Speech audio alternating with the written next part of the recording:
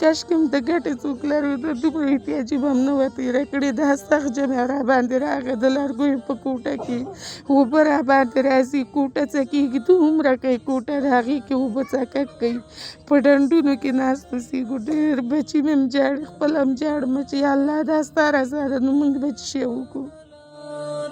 لتا معلوګی شم لتا می کړی زار لوخت دیم د رحمت انتظار چې ستا در تراسي دستاړی مزل قدم برابر می کړی تا په هلار لدر دزګر وی چې کوم ټول شپه نصیب می کړه د رنځور زړه قرار.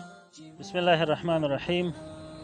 ګران معزز او قدرمن ورور انجینر صاحب یما عزیزی او قدرمنه معززه خور بیبي خدیجه، السلام علیکم ورحمت الله وبرکاتو. نن مونږ ستاسو هغه 240,140 افغانۍ هغه پیسې مو نن لسو کورنیو یتیمو بېوزلو ته په د کابل ښار په 12مه ناحیه کې وویشل. الله رب العزت دې ستاسو دغه صدقه قبوله کړي.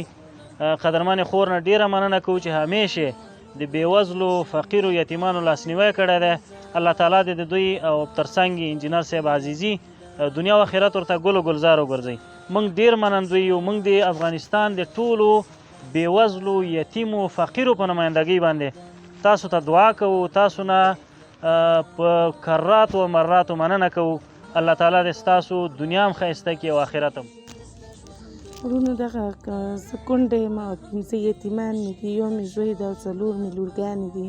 دغلته د لرګیو په کوټه کې پرته یم، د اوړي پکې د ګرمۍ نه سوځو، د ژمي پکې د یخ نه سوځو او د ګټې څوک نه لرم. زوی مې دی د 6 کالو دی، خپله زم د کوم کور کار یې هغه کومه، یا د نانبهي په مخ کې کښېنمه، کومه ډوډۍ نیمه ډوډۍ ټولې شیرې وړمه، په هغې ماشومان جنګ کوي چې دا موږ ته راکپي مړېږي نه. او ډېر سخت ژمی په موږ راغی، دغسې چې بارانونه وشي په دیوال کې په موږ اوبه راځي، هغه تختې باران والي دي، داسې پړسېدلي دي.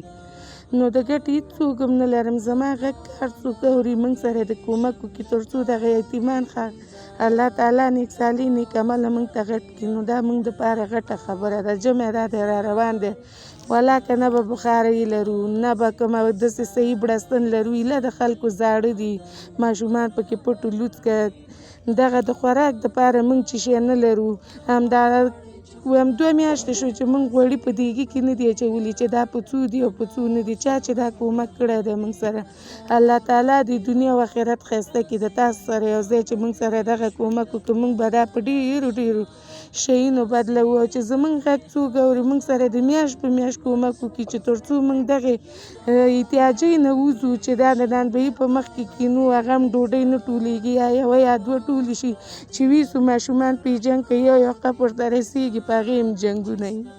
درته راسي دستاړی مزل قدم برابر می کړی تا په هلار لتا معلوګی شم لتا می کړی زار لوخت دیم د رحمت انتظار چې ستا درته راسي دستاړی مزل قدم برابر می کړی تا په